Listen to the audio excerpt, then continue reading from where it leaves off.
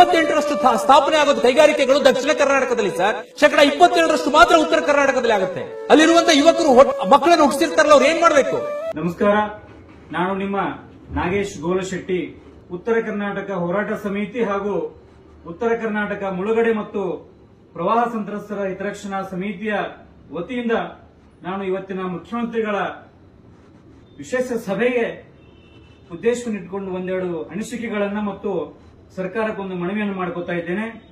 ಮುಖ್ಯಮಂತ್ರಿಗಳೇ, ಈಗಾಗಲೇ 3/9/2025 ಉಪಮುಖ್ಯಮಂತ್ರಿಗಳ ಒಂದು ಸಭೆಯನ್ನ ಹಿಡಿದು ಇಂದಿನವರೆಗೆ, ಅಂದ್ರೆ ಇವತ್ತು ದಿನಾಂಕ 10/9/2025 ಇವತ್ತು ಸಾಯಂಕಾಲ 5:30 ವಿಧಾನಸೌಧದಲ್ಲಿ ತಾವೊಂದು ತಮ್ಮ ಉಪಸ್ಥಿತಿಯಲ್ಲಿ ತಮ್ಮ ಅಧ್ಯಕ್ಷತೆಯಲ್ಲಿ ಒಂದು ಸಭೆಯನ್ನ ಕರೆದಿದ್ದೀರಿ. ಬಹುಶಃ ತಮ್ಮ ಈ ಕಳಕಳಿಗೆ ಮೊದಲನೇದಾಗಿ ನಾನು ಧನ್ಯವಾದಗಳನ್ನು ಸಮರ್ಪಣೆ ಮಾಡ್ತಾ ಇದ್ದೇನೆ. ಉತ್ತರ ಕರ್ನಾಟಕ ಭಾಗದ ಎಲ್ಲ ಸಂತ್ರಸ್ತರ ಪರವಾಗಿ ತಾವು 4ನೇ ತಾರೀಕಿನ ಸಚಿವ ಸಂಪುಟ ಸಭೆಯಲ್ಲಿ ಯಾವುದೇ ರೀತಿಯ ಚರ್ಚೆಯನ್ನು ಮಾಡದೆ ತೀರ್ಮಾನವನ್ನು ತೆಗೆದುಕೊಳ್ಳದೇ ಇರುವುದರಿಂದ ನಮಗೆ ಬಹಳಷ್ಟು ನೋವಾಗಿತ್ತು, ಅಸಮಾಧಾನ ಆಗಿತ್ತು. ಆ ಹಿನ್ನೆಲೆಯಲ್ಲಿ ನಾವು ಉತ್ತರ ಕರ್ನಾಟಕ ಹೋರಾಟ ಸಮಿತಿ ಹಾಗೂ ಎಲ್ಲ ರೈತ ಸಂಘಟನೆಗಳು 5ನೇ ತಾರೀಕಿನಂದು ಸುದ್ದಿಗೋಷ್ಠಿಯನ್ನು ಮಾಡಿ ತಮಗೆ ವಿರೋಧವನ್ನ ಮಾಡಿದ್ವಿ.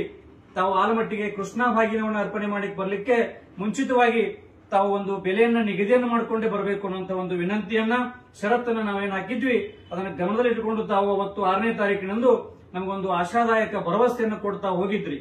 ಒಂದು ವಾರದಲ್ಲಿ ನಾವೊಂದು ಬೆಲೆ ನಿಗದಿಯನ್ನು ಮಾಡಿ ಇದಕ್ಕೆ ಪರಿಹಾರವನ್ನು ಒದಗಿಸ್ತೇನೆ ಅನ್ನುವಂತ ಭರವಸೆಯನ್ನು ಕೊಟ್ಟಿದ್ರಿ. ಆ ಮಾತಿನಂತೆ ತಾವು ಇವತ್ತು ಇಂದು 10/9/2025 ಅಂದ್ರೆ ಮುಂಚಿತವಾಗಿನೇ ಸಭೆಯನ್ನ ಕರೆದಿದ್ದೀರಿ. ಅದಕ್ಕೆ ಮತ್ತೊಮ್ಮೆ ತಮಗೆ ಧನ್ಯವಾದಗಳು. ಆದರೆ ತಾವಿಲ್ಲಿ ಒಂದನ್ನು ಗಮನಿಸಬಹುದಾಗಿತ್ತು. ತಾವು ಈಗಾಗಲೇ ಹೇಳಿದ್ರಿ 3ನೇ ತಾರೀಕಿನ ಮೀಟಿಂಗ್ ನಲ್ಲಿಯೂ ಕೂಡ, ಆಮೇಲೆ 6ನೇ ತಾರೀಕಿನ ಕೃಷ್ಣಾ ಬಾಗಿನ ಅರ್ಪಣೆ ಮಾಡುವಂತಹ ಸಂದರ್ಭದಲ್ಲಿಯೂ ಕೂಡ ತಾವು ಹೇಳಿದ್ರಿ ಎಲ್ಲ ಪಕ್ಷದ ಶಾಸಕರನ್ನ ಕರೆದು ಸರ್ವಪಕ್ಷದ ಸಭೆಯ ಉಪಸ್ಥಿತಿಯಲ್ಲಿ ನಾನು ಈ ಒಂದು ತೀರ್ಮಾನವನ್ನು ಮಾಡ್ತೇನೆ ಅನ್ನುವಂತ ಮಾತನ್ನು ಹೇಳಿದ್ರಿ. ಆ ಕಾರಣಕ್ಕಾಗಿ ತಾವು ಎಲ್ಲ ಪಕ್ಷದವರನ್ನ ಕರೆಯಬಹುದಾಗಿತ್ತು, ಕರೆಯಬೇಕಾಗಿತ್ತು ಅನ್ನುವಂಥದ್ದು ನಮ್ಮ ಆಗ್ರಹ.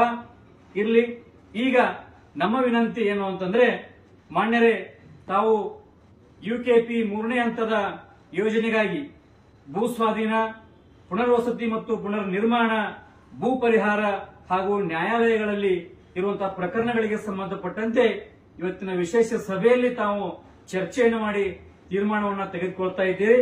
ಬಹಳ ಸಂತೋಷ. ಆದರೆ ಕೆಲವು ಪ್ರಮುಖ ವಿಷಯಗಳನ್ನು ಗಮನದಲ್ಲಿಟ್ಟುಕೊಂಡು ತಾವು ತೀರ್ಮಾನವನ್ನು ತೆಗೆದುಕೊಳ್ಳಬೇಕು ಅನ್ನುವಂಥದ್ದು ನಮ್ಮ ಉತ್ತರ ಕರ್ನಾಟಕ ಜನತೆಯ ಪರವಾಗಿ ವಿನಂತಿಯನ್ನು ಮಾಡ್ಕೊತಾ ಇದ್ದೇನೆ. ಮೊದಲನೇದಾಗಿ ತಾವು ನಮ್ಮ ಏನು ಸಂತ್ರಸ್ತರ ಬೇಡಿಕೆಯ ಬೆಲೆಯಲ್ಲಿ ಯಾವುದೇ ರೀತಿಯ ವ್ಯತ್ಯಾಸವನ್ನ ಆಗದಂತೆ ನಿಗಾ ವಹಿಸಬೇಕು. 40-50 ಅನ್ನುವಂಥದ್ದೇನಿದೆ, ಒಣಬೇಸಾಯದ ಭೂಮಿಗೆ 40 ಲಕ್ಷ, ನೀರಾವರಿ ಭೂಮಿಗೆ 50 ಲಕ್ಷ ಅನ್ನುವಂತ ಈ ಒಂದು 40-50 ಬೇಡಿಕೆಯಲ್ಲಿ ಯಾವುದೇ ರೀತಿಯ ವ್ಯತ್ಯಾಸ ಆಗದೇ ಇರುವಂತದ್ದನ್ನ ತಾವು ಎಚ್ಚರಿಕೆ ವಹಿಸಬೇಕು. ಈಗಾಗಲೇ ಯಾಕೆ 40-50 ಅನ್ನುವಂಥದ್ದನ್ನ ಸಮರ್ಥನೆಯನ್ನ ಈಗಾಗಲೇ ಸಂತ್ರಸ್ತರ ಸಂಘಟನೆಯ ಅಧ್ಯಕ್ಷರು ಹಾಗೂ ಎಲ್ಲ ಅಧಿಕಾರಿಗಳು ಕೂಡ ತಮಗೆ ಮನವರಿಕೆಯನ್ನ ಮಾಡಿಕೊಟ್ಟಿದ್ದಾರೆ. ಅದಕ್ಕೆ ತಾವು ಭದ್ರಾಗಿರಬೇಕು ಅನ್ನುವಂತ ವಿನಂತಿಯನ್ನು ಮಾಡ್ಕೊತಾ ಇದ್ದೇವೆ. ಮತ್ತು ತಾವೇನು ಹೇಳಿದ್ದೀರಿ, ನಮ್ಮ ಸರ್ಕಾರದ ಅವಧಿಯಲ್ಲಿಯೇ ಈ ಒಂದು ಯೋಜನೆಯನ್ನ ಪೂರ್ಣಗೊಳಿಸ್ತೇವೆ ಅನ್ನುವಂತ ಮಾತನ್ನ ತಾವು ಹೇಳಿದ್ರಿ. ಬಹಳ ಸಂತೋಷ. ತಾವು ಈಗಾಗಲೇ ನುಡಿದಂತೆ ನಡೀತೇವೆ ಅನ್ನುವಂತ ಮಾತನ್ನು ಕೂಡ ಹೇಳಿದ್ರಿ. ಹಾಗಾಗಿ ತಮ್ಮ ಅವಧಿಯಲ್ಲಿ ಈ ಒಂದು ಯೋಜನೆ ಪೂರ್ಣಗೊಳ್ಳಬೇಕು.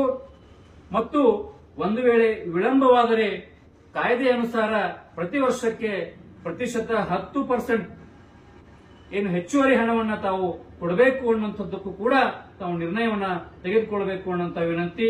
ಹಾಗೆ ಈಗಾಗಲೇ ನ್ಯಾಯಾಲಯದಲ್ಲಿ ಇತ್ಯರ್ಥಗೊಂಡು ಸುಮಾರು 4,000 ಕೋಟಿ ರೂಪಾಯಿ ಏನು ಕೊಡಬೇಕಾದಂತ ಬಾಕಿ ಹಣ ಇದೆ. ದಯಮಾಡಿ 15ರಿಂದ 20 ದಿನಗಳಲ್ಲಿ ಆ ಒಂದು ಹಣವನ್ನ ಕೊಡುವಂತಹ ನಿರ್ಣಯವನ್ನು ಕೂಡ ತಾವು ತೆಗೆದುಕೊಳ್ಳಬೇಕು ಅನ್ನುವಂತ ಮಾತನ್ನ ಹೇಳಿ, ಬಹುಶಃ ಕೃಷ್ಣಾ ಮೇಲ್ದಂಡೆ ಯೋಜನೆ ಅಂದ್ರೆ ಆ ಯೋಜನೆಗೆ ನಾವು ಸಂಬಂಧಪಟ್ಟ ಹಾಗೆ ಲಾಲ್ ಬಹದ್ದೂರ್ ಶಾಸ್ತ್ರೀಜಿಯವರ ನೆನಪು ಮಾಡ್ಕೋತೇವೆ. ಒಂದು ವೇಳೆ ನೀವೇನಾದರೂ ನಿಮ್ಮ ಅವಧಿಯಲ್ಲಿ ಈ ಯೋಜನೆಯನ್ನ ಪೂರ್ಣ ಮಾಡಿದರೆ ಆ ಮಹಾಪುರುಷನ ಹೆಸರಿನೊಂದಿಗೆ ನೀವು ಸನ್ಮಾನ್ಯ ಸಿದ್ದರಾಮಯ್ಯನವರು ಮತ್ತು ನೀರಾವರಿ ಸಚಿವರಾಗಿರುವಂತಹ ಸನ್ಮಾನ್ಯ DK ಶಿವಕುಮಾರ್ ಅವರು, ನಿಮ್ಮ ಹೆಸರು ಕೂಡ ಇತಿಹಾಸದಲ್ಲಿ ಅಜರಾಮರವಾಗಿ ಉಳಿಲಿ ಎನ್ನುವಂತಹ ಆಶಯವನ್ನು ವ್ಯಕ್ತಪಡಿಸಿ, ಕೃಷ್ಣಾ ಮೇಲ್ದಂಡೆ ಯೋಜನೆ ಬಾಧಿತ ಸಂತ್ರಸ್ತರ ಹೋರಾಟ ಸಮಿತಿಯ ಅಧ್ಯಕ್ಷರಾಗಿರುವಂತಹ ಶ್ರೀಯುತ ಅದೃಶ್ಯಪ್ಪ ದೇಸಾಯಿ ಅವರು ಮತ್ತು ಪ್ರಧಾನ ಕಾರ್ಯದರ್ಶಿಗಳಾಗಿರುವಂತಹ ಪ್ರಕಾಶ್ ಅಂತರಗೊಂಡ ಅವರು ಮತ್ತು ನಮ್ಮ ಎಲ್ಲ ಸರ್ವಪಕ್ಷದ ಜನಪ್ರತಿನಿಧಿಗಳು, ವಿಶೇಷವಾಗಿ PH ಪೂಜಾರಿ ಅವರು ಹಾಗೂ ಮತ್ತು ನಮ್ಮ HR ನಿರಾಣಿ ಅವರು ಕೂಡ ಈ ಒಂದು ಯೋಜನೆಗೆ ಪೂರ್ಣಗೊಳ್ಳಲಿಕ್ಕೆ ಬಹಳಷ್ಟು ಶ್ರಮವನ್ನು ವಹಿಸ್ತಾ ಇದ್ದಾರೆ. ಎಲ್ಲಾ ಪಕ್ಷದ ಸರ್ವಪಕ್ಷದ ಎಲ್ಲ ಈ ಒಂದು ಸಂತ್ರಸ್ತರ ಪರವಾಗಿ ಚಿಂತನೆಯನ್ನು ಮಾಡಿರುವಂತಹ ಎಲ್ಲ ಶಾಸಕರಿಗೆ ನಾವು ಉತ್ತರ ಕರ್ನಾಟಕ ಜನತೆಯ ಪರವಾಗಿ ಕೃಷ್ಣಾ ಮೇಲ್ದಂಡೆ ಯೋಜನೆ ಬಾಧಿತ ಸಂತ್ರಸ್ತರ ಹೋರಾಟ ಸಮಿತಿ ಹಾಗೂ ಉತ್ತರ ಕರ್ನಾಟಕ ಮುಳುಗಡೆ ಹಾಗೂ ಪ್ರವಾಹ ಸಂತ್ರಸ್ತರ ಹೋರಾಟ ಸಮಿತಿಯ ವತಿಯಿಂದ ತಮಗೆ ತುಂಬು ಹೃದಯದ ಧನ್ಯವಾದಗಳನ್ನು ಸಮರ್ಪಣೆ ಮಾಡ್ತಾ ಇದ್ದೇವೆ. ಜೈ ಉತ್ತರ ಕರ್ನಾಟಕ.